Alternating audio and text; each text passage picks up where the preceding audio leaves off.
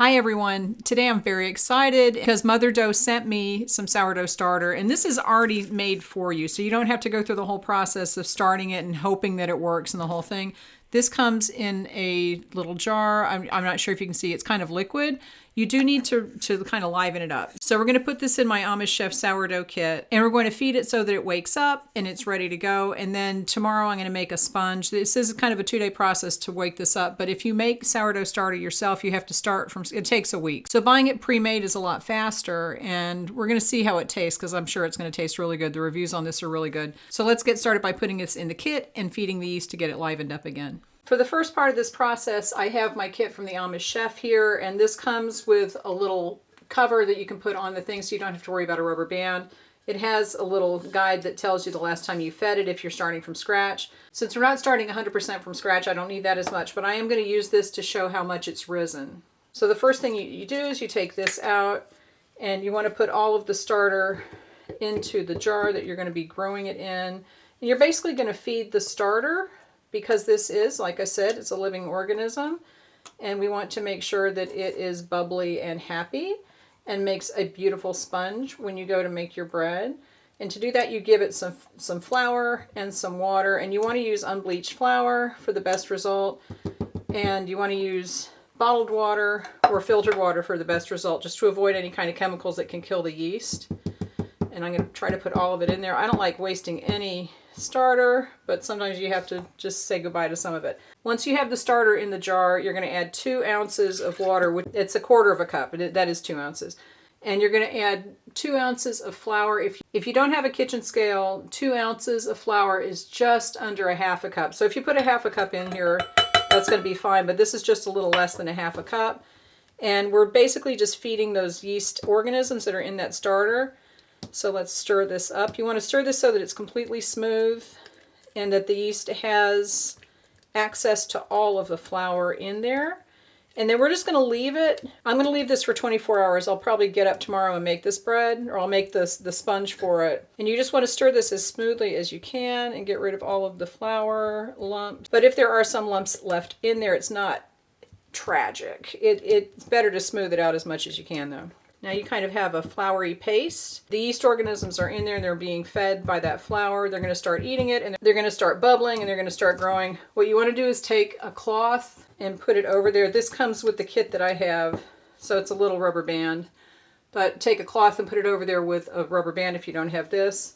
I'm going to slide this band down. I'm going to put the bottom of the band at the top of the starter. Okay. So now I have that marking, the bottom is marking where the top of the starter is.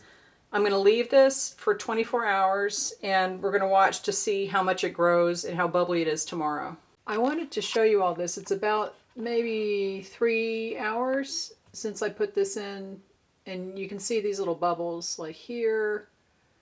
The focus is a little off, but yeah, I just popped one.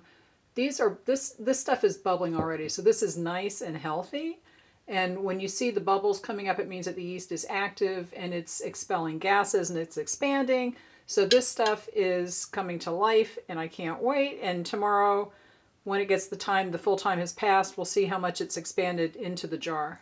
After 24 hours, there's definitely bubbles here. This is activated and it is about doubled in size. It started out here and it is up to this point. So this is a good active starter.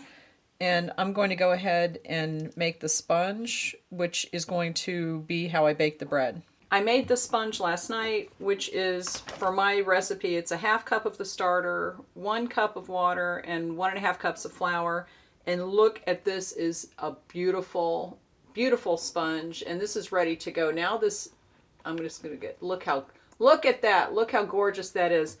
Okay, so this is very active. It's making a lot of bubbles. You can see a bubble popping right there. The yeast are eating the flour and the sugars in the flour, and they are expelling gas, which is making the whole thing rise and get bigger and bubbly and fabulous looking. So now I'm going to make the bread, and I'm going to use a recipe that I use every week to make sandwich bread.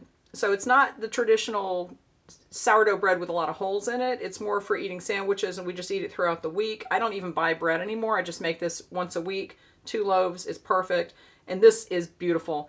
It smells fantastic. I am ready to bake with this, so I will show you the bread when it's done. I finished baking this bread and it is so good. And this is exactly the way that I wanted it to turn out, because I personally, you might think I'm crazy, but I'm not a big fan of the super crusty bread.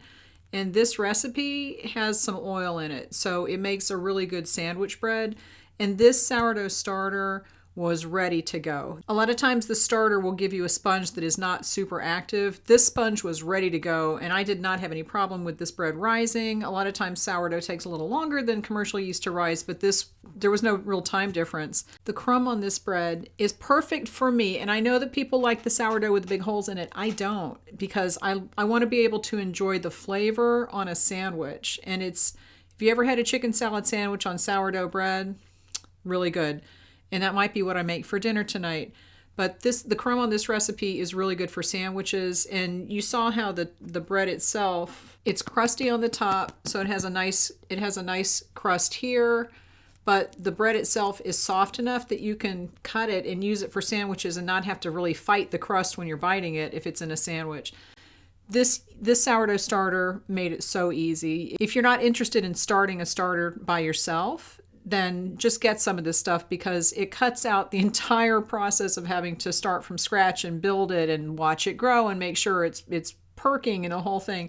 And that, like I said, that yeast was ready to go. It was alive and it was ready to do the work. And the flavor of this bread is really good. It's a very subtle sour flavor, so it's not too tangy, but you can definitely taste it, and it's really, really good. I ate a piece. You're not supposed to do this, but I cut the bread when it was still hot.